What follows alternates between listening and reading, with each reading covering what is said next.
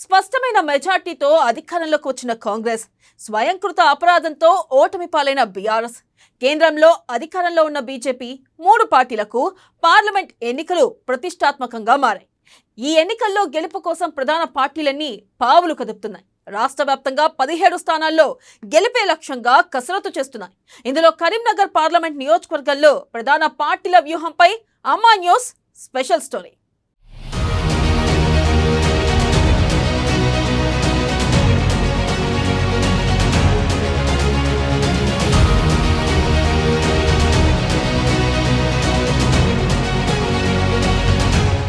రాబోయే పార్లమెంటు ఎన్నికలను లక్ష్యంగా కూడా మూడు ప్రధాన పార్టీలు ఉమ్మడి కరీంనగర్ జిల్లాలో నుండి ప్రచారాన్ని ముమ్మరం చేశాయి. అయితే ఆ ప్రధాన పార్టీల అభ్యర్థుల మనోగతం ఏంటి, భవిష్యత్తులో ఎలాంటి ప్రణాళికతో ముందుకెళ్తున్నారో తెలుసుకునే ప్రయత్నం చేద్దాం. అధికార కాంగ్రెస్ పార్టీ, ప్రధాన ప్రతిపక్షమైన బీఆర్ఎస్లు లోక్సభ ఎన్నికలను ఛాలెంజ్ గా తీసుకున్నాయి. అసెంబ్లీ ఎన్నికల ఫలితాలను రిపీట్ చేసేందుకు కాంగ్రెస్ వ్యూహాలు రచిస్తోంది. శాసనసభ ఎన్నికల్లో ఓటమికి గల కారణాలను విశ్లేషిస్తూ తప్పులు పునరావృతం కాకుండా గులాబీ పార్టీ ప్రణాళికలు సిద్ధం చేస్తోంది. బీఆర్ఎస్ పై ఉన్న వ్యతిరేకతతోనే ప్రజలు కాంగ్రెస్ కు అవకాశం ఇచ్చారని, కాంగ్రెస్ పై మక్కువతో కాదంటూ వస్తున్న విమర్శలను తిప్పికొట్టేందుకు కాంగ్రెస్ కసరత్తు చేస్తోంది. లోక్సభ ఎన్నికల ద్వారా కాంగ్రెస్ ప్రభుత్వంపై ప్రజలకు విశ్వాసం ఉందని, నియంతృత్వానికి చెక్ పెట్టి సుపరిపాలన అందించడం కేవలం కాంగ్రెస్ తోనే సాధ్యమని నిరూపించేందుకు కాంగ్రెస్ ప్రణాళికలు వేస్తోంది. సీఎం రేవంత్ రెడ్డి నేతృత్వంలో సాగుతున్న ప్రజాపాలనతో ప్రజలకు మరింత చేరువయ్యామని, ప్రజాపాలననే తమను గెలిపిస్తోందని కాంగ్రెస్ శ్రేణులు ధీమా వ్యక్తం చేస్తున్నారు. ఈ 2 నెలల వ్యవధిలో ప్రజల సమస్యలపై కాంగ్రెస్ ప్రభుత్వం స్పందిస్తున్న విధానాలకు స్థానికంగా బలం కలిగి ఉండటం, బీఆర్ఎస్ పై వ్యతిరేకత తోడవటం కాంగ్రెస్ కు కలిసొచ్చే అంశాలు. ప్రతి సమస్యను కీలకంగా తీసుకొని ప్రజలకు మెరుగైన పాలనను అందిస్తోన్న కాంగ్రెస్ పార్టీ శాసనసభ మాదిరి లోక్సభ ఎన్నికల్లోనూ విజయం సాధించడం సులువేనని విశ్లేషణ. ఈ నేపథ్యంలోనే బీఆర్ఎస్ పార్టీ అలర్ట్ అయింది. ఎట్టి పరిస్థితుల్లోనూ లోక్సభ ఎన్నికలను చేజారిపోనివ్వకుండా జాగ్రత్త పడుతోంది.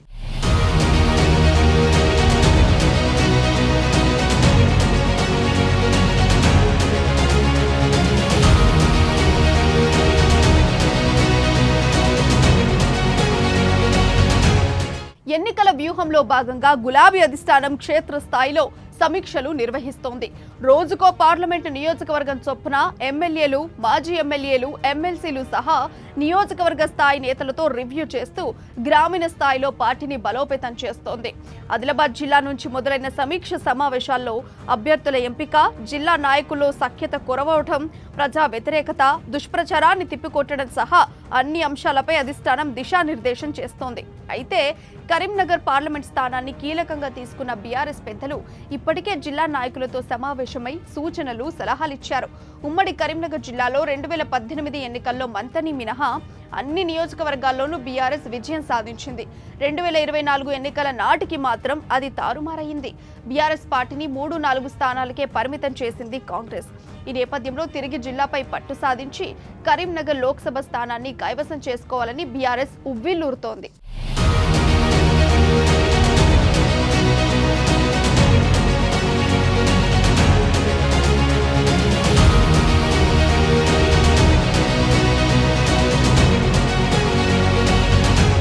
కరీంనగర్ పార్లమెంట్ సెగ్మెంట్ పరిధిలో 7 శాసనసభ నియోజకవర్గాలున్నాయి. కరీంనగర్, వేములవాడ, సిరిసిల్ల, హుజూరాబాద్, హుస్నాబాద్ జనరల్ కేటగిరీ కాగా చొప్పదండి, మానకొండూర్ ఎస్సీ స్థానాలున్నాయి. ఈ నియోజకవర్గాల్లో కరీంనగర్, సిరిసిల్ల, హుజూరాబాద్ స్థానాల్లో మాత్రమే బీఆర్ఎస్ విజయం సాధించింది.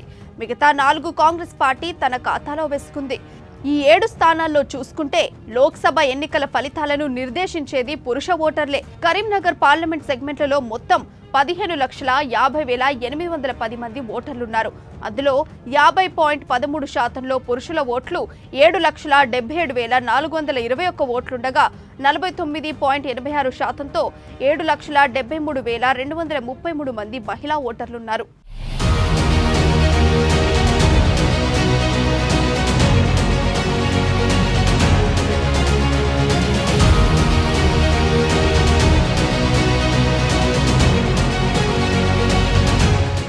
లోక్సభ ఎన్నికలను ప్రతిష్టాత్మకంగా తీసుకున్న బీఆర్ఎస్ పార్టీ ఇతర పార్టీల కంటే ముందుగానే కసరత్తు ప్రారంభించింది.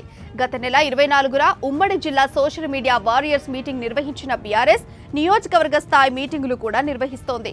గత నెల 28న సిరిసిల్ల నుంచి మొదలైన నియోజకవర్గ స్థాయి సమావేశాలు ఉమ్మడి జిల్లాలోని అన్ని నియోజకవర్గాల్లో కొనసాగుతున్నాయి. పార్టీపై ఆరోపణలను ఎలా తిప్పికొట్టాలి, ప్రజలను ఎలా చైతన్యం చేయాలనే అంశాలపై ఫోకస్ చేసిన వర్కింగ్ ప్రెసిడెంట్ కేటీఆర్ తాము అనుకున్న లక్ష్యాలనే సాధించేందుకు సోషల్ మీడియాను పరిగణలోకి తీసుకున్నారు. దుష్ప్రచారాన్ని తిప్పికొట్టేందుకు సోషల్ మీడియాను పదునైన ఆయుధంగా భావిస్తున్నారు. అసెంబ్లీ ఎన్నికల ఫలితాల తర్వాత జిల్లాకో మెడికల్ కాలేజీలకు బదులు యూట్యూబ్ ఛానల్ పెడితే మేం గెలిచే వాళ్ళమని కేటీఆర్ అనడమే అందుకు నిదర్శనం. ఇందులో భాగంగానే కేటీఆర్ ఎంపీ అభ్యర్థి వినోద్ కుమార్ తో పాటు సోషల్ మీడియా రాష్ట్ర కన్వీనర్లు సోషల్ మీడియా వారియర్స్ తో సమావేశమై కీలక సూచనలు, సలహాలిస్తున్నారు. సోషల్ మీడియా వారియర్స్ కు దిశానిర్దేశం చేసి ఆన్లైన్ క్యాంపెయిన్ ను విస్తృతం చేశారు.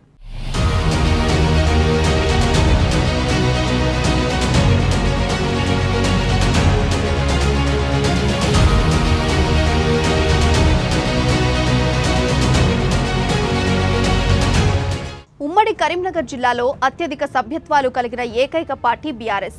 ఉమ్మడి జిల్లా వ్యాప్తంగా 13 అసెంబ్లీ నియోజకవర్గాల పరిధిలో 7 లక్షల వరకు సభ్యత్వాలు సాధించి జిల్లాలోనే బలమైన రాజకీయ పార్టీగా రూపాంతరం చెందింది. అయితే సభ్యత్వాలు అధికంగానే ఉన్నా అవి అసెంబ్లీ ఎన్నికల్లో ఏమాత్రం ప్రభావం చూపలేకపోయింది.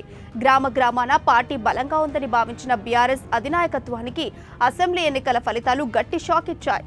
ఈ నేపథ్యంలోనే ఓటమికి గల కారణాలపై సమీక్షించిన పార్టీ పెద్దలు ఎన్నికల సమయంలో ఆరోపణలను తిప్పికొట్టడంలో వెనుకపడిపోవడమే ప్రధాన కారణంగా భావిస్తున్నారు.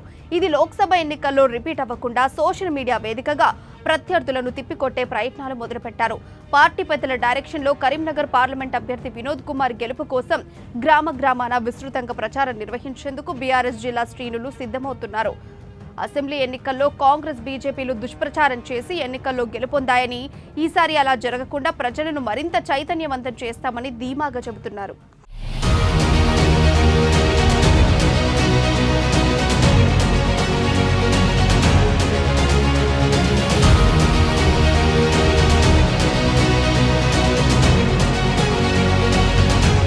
కరీంనగర్ ఎంపీ అభ్యర్థి వినోద్ కుమార్ గతంలో చేసిన అభివృద్ధి పార్టీకి కొంత కలిసొచ్చే అంశం.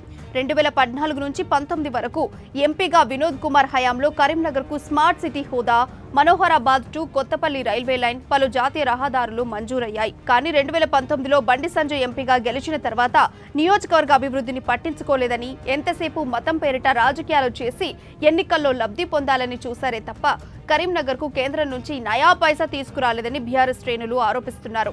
ఎంపీగా బండి సంజయ్ చేసిందేమీ లేదని అంటున్నారు. వినోద్ కుమార్ హయాంలో జరిగిన అభివృద్ధిని ప్రజల్లోకి తీసుకెళ్తామని, బండి సంజయ్ విధానాలను ప్రజల్లో ఎండగడతామని చెబుతున్నారు. తామంతా కలిసికట్టుగా పనిచేసి కరీంనగర్ ఎంపీగా వినోద్ కుమార్ను గెలిపించుకుంటామని ధీమాగా చెబుతున్నారు.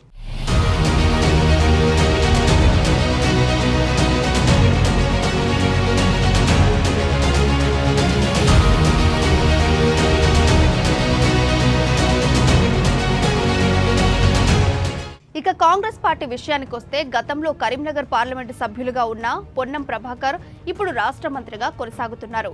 పొన్నం హయాంలో కరీంనగర్ నుంచి తిరుపతికి రైలు, మినీ పాస్పోర్ట్ సేవా కేంద్రం, ఇతర అభివృద్ధి కార్యక్రమాలు జరిగాయి.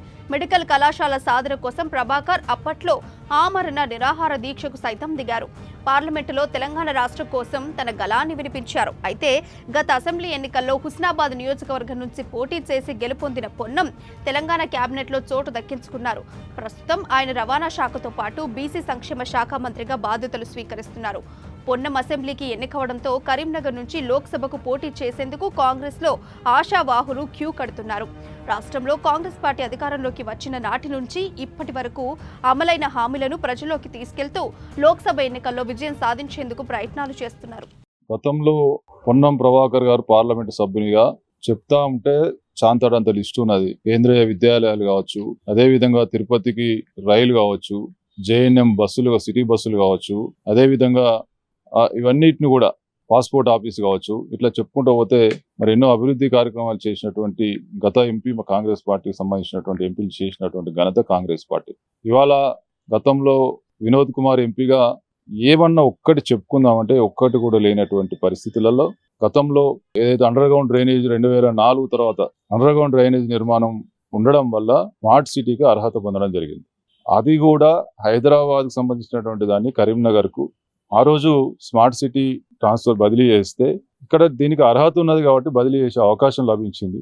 దాన్ని పట్టుకొని వినోద్ కుమార్ నేనే స్మార్ట్ సిటీ తీసుకొచ్చిన అని చెప్పి మాట్లాడడం, కేంద్రంలో ఉన్నటువంటి పొన్నం ప్రభాకర్ గారు చేసినటువంటి పార్లమెంట్ సభ్యుడిగా అభివృద్ధి తప్ప గత 2 టర్ములు ఎక్కడ కూడా 3 టర్ములు చేసినటువంటి అభివృద్ధి శూన్యం. బండి సంజయ్ కుమార్ 4.5 సంవత్సరాలు కరీంనగర్ విడిచిపెట్టి ఈ యాత్రలు ఆ యాత్రలను తిరిగింది తప్ప ఎక్కడ కూడా ఒక తట్టడి మట్టి పోసింది లేదు. ప్రజలు ఎంతో ఇబ్బందులు పడ్డటువంటి తీగలపల్లి, మన సీతారాంపూర్ సంబంధించి తీగలగుంటపల్లి దగ్గర ఉన్నటువంటి ROB కూడా మరి తీసుకురానటువంటి అసమర్థుడు ఇక్కడ ఉన్నటువంటి బండి సంజయ్ కుమార్. గత 10 ఏళ్ల కేసీఆర్ సర్కారు పాలనలో అన్ని వర్గాల ప్రజలు సంతోషంగా ఉన్నారంటూ గొప్పలు చెప్పుకున్న పార్టీ నేతలు కాంగ్రెస్ పాలనలో ప్రగతి భవన్ కంచెలు తొలగించడం, సామాన్య ప్రజలను ఆదుకునే దిశగా ప్రజా దర్బార్ ఏర్పాటు చేసి ప్రజల సమస్యలను పరిష్కరిస్తుండడం జీర్ణించుకోలేకపోతున్నారు. దీంతో ఎన్నికల కోసం ప్రభుత్వంపై దుష్ప్రచారానికి తెరలేపారు. కాంగ్రెస్ అధికారంలోకి వచ్చాక గత బీఆర్ఎస్ పాలనలో జరిగిన అవినీతి ఒక్కొక్కటిగా వెలుగులోకి వస్తున్నాయి. ప్రధానంగా రాష్ట్ర వ్యాప్తంగా భూ కబ్జాలు తెరపైకొస్తున్నాయి. భూ కబ్జా ఆరోపణల్లో మొట్టమొదటిగా కరీంనగర్లో బీఆర్ఎస్ కార్పొరేటర్పై కేసులు నమోదయ్యాయి. దీంతో దశాబ్ద కాలంగా సామాన్య ప్రజలు ఎదుర్కొంటున్న కష్టాలు తొలగిపోయినట్లేనని హర్షం వ్యక్తం చేస్తున్నారు. ఇలా ఒక్కొక్కటిగా ఉమ్మడి జిల్లాలో కాంగ్రెస్ ప్రభుత్వం సమస్యలు పరిష్కరిస్తుండటంతో ప్రజలు లోక్సభ ఎన్నికల్లోనూ కాంగ్రెస్ను గెలిపించాలని నిర్ణయించుకున్నారు.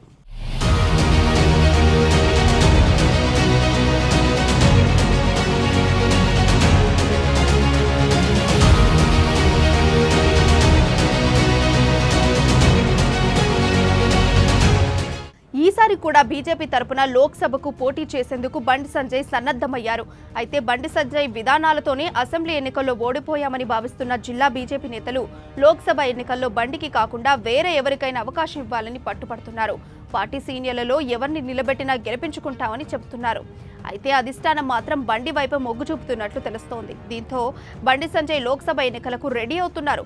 ఎన్నాళ్లుగానో పెండింగ్లో ఉన్న రైల్వే ఓవర్ బ్రిడ్జ్ సమస్య తన వల్లే పరిష్కారమైందని, కేంద్రం నుంచి 150 కోట్ల రూపాయల నిధులు తీసుకొచ్చి ROBని నిర్మిస్తున్నామని ఇప్పటికే ప్రచారం మొదలుపెట్టారు. కరోనా సమయంలోనూ కేంద్రం నుండి పెద్ద ఎత్తున నిధులు తీసుకొచ్చామని, కరీంనగర్ పార్లమెంటు పరిధిలో ఎన్నో అభివృద్ధి కార్యక్రమాలు చేశానని ప్రచారాన్ని ముమ్మరం చేశారు. ఇదిలా ఉండగా గత ప్రభుత్వ వైఫల్యాలను, అక్రమాలను పూర్తి స్థాయిలో ఎండగట్టడంలో బండి సంజయ్ ముందు వరుసలో ఉన్నారని చెప్పవచ్చు.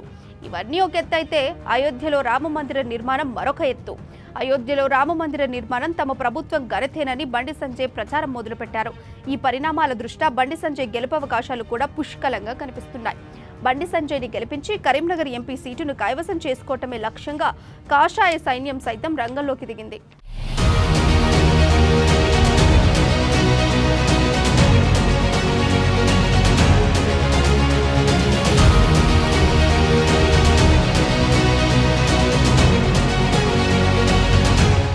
దుష్ప్రచారాన్ని తిప్పికొట్టడం, గతంలో చేసిన అభివృద్ధిని ప్రజలోకి తీసుకెళ్లడమే అజెండాగా బీఆర్ఎస్ పార్టీ తమ ప్రభుత్వ పాలనలో ప్రజలు సంతోషంగా ఉన్నారని, ప్రజాపాలన, హామీల అమలు, సమస్యల పరిష్కారమే ప్రచార ఆయుధంగా కాంగ్రెస్, కేంద్రం ఇచ్చిన నిధులు, బీజేపీ హయాంలో జరిగిన అభివృద్ధే ప్రధాన అంశంగా బీజేపీ, ఈ 3 పార్టీల పోరులో లోక్సభకు ఎన్నికయ్యేది ఎవరు, ప్రజల తీర్పు ఎలా ఉండనుందనేది ఆసక్తికరంగా మారింది.